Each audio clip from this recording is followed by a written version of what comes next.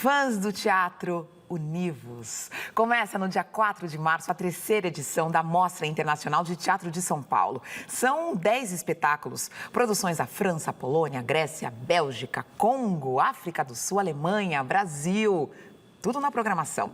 Quer saber um pouco mais sobre o festival? Então fique ligado, porque é hora da gente conversar aqui no estúdio com Antônio Araújo e Guilherme Marques, diretores da MIT São Paulo.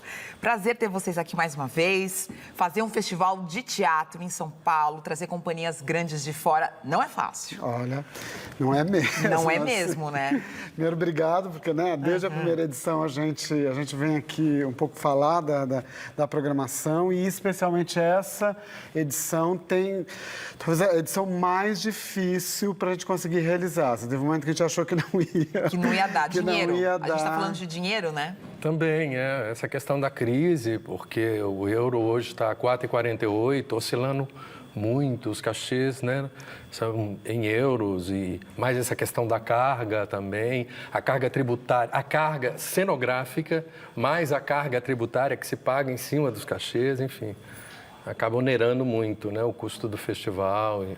Os espetáculos que estão aqui, esses 10 espetáculos que vocês fizeram a curadoria, vocês viram de que forma?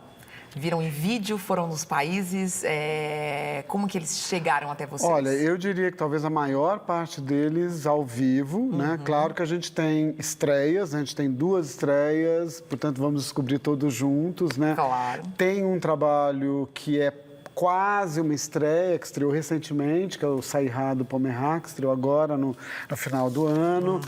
Então, enfim, esses trabalhos, enfim, né, de uma determinada forma a gente vai estar conhecendo junto, até porque nem tem vídeo, né, assim, ainda, né, isso ainda está sendo feito, assim. E outros trabalhos são trabalhos aí que foi possível, né, ver presencialmente, o que é sempre o melhor, né, quer dizer, aquilo que acontece ali ao vivo, com você assistindo os trabalhos, eu acho que, para mim, é sempre o fiel da balança, assim, né? Aquela experiência ali, né, em loco, ao vivo, com os trabalhos. Assim. Bom, a gente já começou a ilustrar alguns trabalhos. Esse, por exemplo, é um espetáculo de onde vocês estão conseguindo identificar?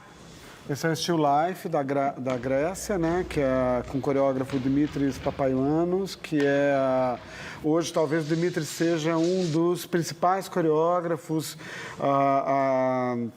aí da atualidade. Tem um trabalho, é claro, que está um pouco nesse lugar entre, né, da dança-teatro, com uma visualidade muito forte, como vocês podem perceber, que tem uma força plástica, visual, né, muito impressionante no trabalho. E é a primeira vez que o Dimitris está vindo aqui no Brasil, assim. Pois é, e aí você disse do teatro-dança, e a gente tem outros exemplos dentro da programação que reforçam essa linguagem, não tem? Não, olha, na verdade a gente tem um outro trabalho de dança, que é do Faustin Liniakali, que é do Congo, né? Só que aí o Faustin, talvez o trabalho do Faustin, claro, ele se inscreve na dança contemporânea, mas talvez ele esteja mais próximo da dança do que provavelmente da dança-teatro, né? E aí você tem também um outro tipo, digamos, de abordagem do Faustin, que é uma dança mais politizada, mais engajada, onde ele mistura aí depoimentos pessoais com a própria história do Congo e todo, né, talvez um dos processos mais brutais e violentos de escravidão que houve no mundo, que foi justamente no Congo, né, sob o reinado do Leopoldo II. Então ele fala ele mescla as histórias pessoais, né, com as histórias do próprio país. Não, isso é maravilhoso, né? E isso também mostra um pouco da diversidade da mostra, né? Então, acho que a gente conseguiu ainda manter aí três eixos dentro da mostra, que um diz respeito a uma discussão sobre a presença da narrativa na cena contemporânea, né? Então, o lugar da narrativa, de se contar uma história nesse teatro contemporâneo.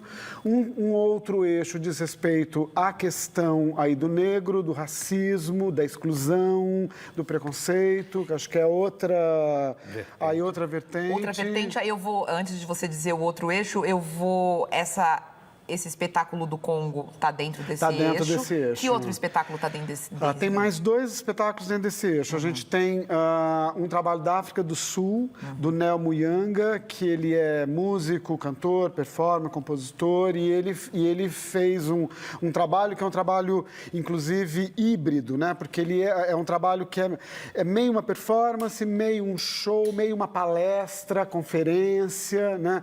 Onde ele traz esse inventário que ele fez das canções de protesto contra o apartheid, e ele vai, digamos, cantando essas canções, ou vai pegando as letras e falando sobre elas, ou ele vai dando contexto histórico daquele momento e como essas canções de protesto foram importantes aí na luta anti-apartheid. E o terceiro, que é o Cidade Voodoo, que é uma estreia também dos brasileiros, né? Que é a estreia do Teatro de Narradores, com direção de Zé Fernando Azevedo, que vai estrear na MIT, na Vila Itororó, e é um trabalho que ele trata da imigração haitiana em São Paulo. Então, aí você fala de um duplo preconceito, né?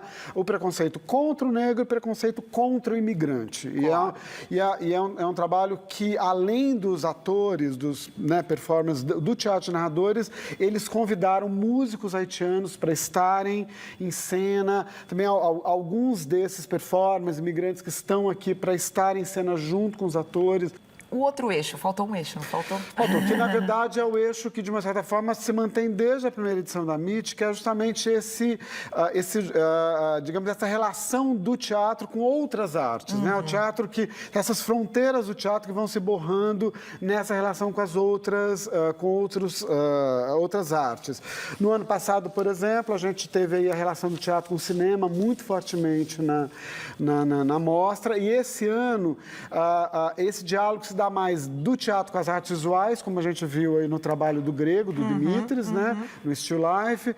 E isso aparece muito forte com a música também, tanto no trabalho do Nel Muyanga, da África do Sul, quanto, por exemplo, no trabalho do Jos de Paul, que é um belga, talvez um dos performers, né, artistas mais conhecidos da parte flamenga da Bélgica. Qual é o trabalho dele? Chama An Old Monk. Ah, tá. Que a gente manteve... A gente tem algumas imagens, inclusive. A gente manteve o título no original, porque em inglês, né? Justamente porque ele faz um jogo entre esse monge velho, né?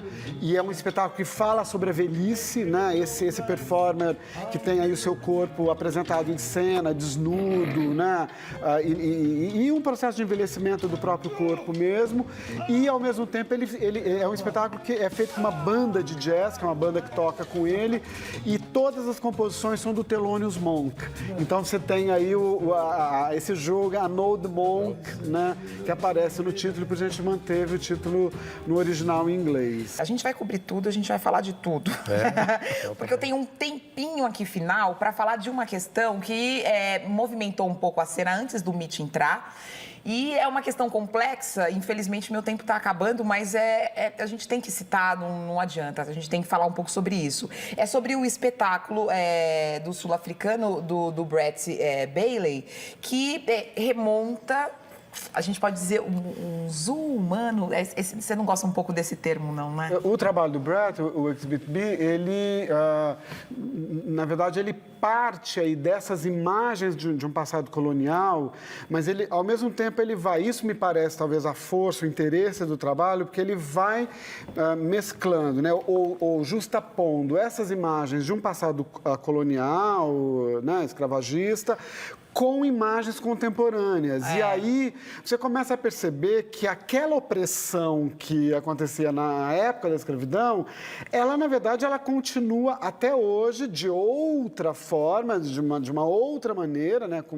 Mas é a mesma opressão. Então, é um trabalho que ele é uma instalação, né? Ele é um trabalho... Ele é uma instalação, é bom explicar, são atores que estão enjaulados, eles... que estão em instalações, em instalações, remontando essas situações que aconteciam, né? Situações que aconteciam de negros... claro, mas essa situação específica de negros enjaulados que circulavam pela Europa, mas apresentados como aberrações, né? Eles eram apresentados como aberrações. Mas né? Tem essa questão. O espetáculo pode vir, mas é a partir dessa premissa e dessa Talvez história. como ponto de partida. Só que Claro, aí ele faz... nesse contexto histórico. Quer dizer, ao nosso ver, né? Eu vi o trabalho em Avignon, ao vivo, o Guilherme viu em Santiago. O trabalho, ele traz isso de um ponto de vista crítico, né? Ele não está reforçando essa visão, mas ele está justamente problematizando, né? E colocando isso por um viés crítico. Assim. Pois é, e aí essas audições para que os atores participassem dessa instalação, dessa performance, as audições aconteceram em São Paulo, só que o espetáculo não está no MIT. E essas audições aconteceram e protestos também aconteceram. Muitas pessoas ligadas ao movimento negro viram nessa performance exatamente reforçar essa imagem do negro, colocar o negro novamente nesse papel. Que vocês estão dizendo que não aconteceu. E por que essa performance não está na mostra? Então, a nossa programação, ela era composta de 20 espetáculos. E aí, foi chegando ali janeiro, né? Já desde o final de dezembro já se anunciava... Novembro, dezembro, janeiro. Que a gente não estava tendo... fôlego financeiro, verba, né? E aí a gente teve que fazer um corte, né, de 10 espetáculos. E, evidentemente, que espetáculos mais caros e sem o apoio de embaixadas, de institutos culturais e tal, acabaram tendo que ser cortados. Entre eles o Exhibit B. Agora, a gente, como isso aconteceu desde a primeira edição, na primeira edição, por exemplo, nós não tivemos fôlego para trazer o Senhorita Júlia, da Chalbin, e a gente conseguiu trazer na segunda. O Pomerá vinha para a segunda edição, nós também não conseguimos, estamos trazendo a terceira. A gente não abriu mão da ideia, do desejo, da vontade de trazer o Exhibit B. Assim, o Dimitris, desde a primeira edição. Desde a primeira. Então, vocês estão tentando. Então, a polêmica não afastou e nem assustou vocês. O que aconteceu... Ela criou um dificultador, ela tensionou o campo. Claro que, né, na hora que você tinha ativistas dizendo que iam usar o próprio corpo para impedir a apresentação do espetáculo, claro que isso teve um impacto, né, sobre nós. Como é que a gente vai lidar com isso? Né? Fazemos espetáculo assim mesmo? Não. Né? Houve um momento em que nós conversando com os curadores de um seminário que vai acontecer, né, num formato menor, mas vai acontecer sobre essa questão aí do protagonismo negro. A gente falou, olha, talvez seja o caso de, nessa edição, a gente criar um contexto para a vinda do Exhibit B numa próxima edição, né, trazer um outro trabalho do Brett, também super engajado na causa negra e tal. Só que aí os atores brasileiros disseram não, assim, a gente queremos fazer o Exhibit B, e aí a gente começou né, junto com eles, a construir isso, até que houve um momento que, infelizmente, a gente, né, teve que suspender, né, essa vinda. Eu acho que a gente não trata como um cancelamento, né, e não houve, apesar de, né, enfim, às vezes esse é usado, né, mas não houve, né, nenhuma ingerência ou censura por parte dos nossos apoiadores, né, nem de Secretaria Municipal, nem estadual, nem Sesc, nem Itaú. Muito obrigada pela presença de vocês. É bom a gente ter em São Paulo uma mostra que instiga, que faz a gente pensar e que faz a gente que gosta de teatro ficar atrás dos ingressos, porque vai haver correria. Já tá vendo. É claro. Tá praticamente esgotado, né, os ingressos. Exatamente. Assim, então corram. Muito obrigada pela presença de vocês aqui. Muitíssimo obrigado. Foi um prazer. Igualmente.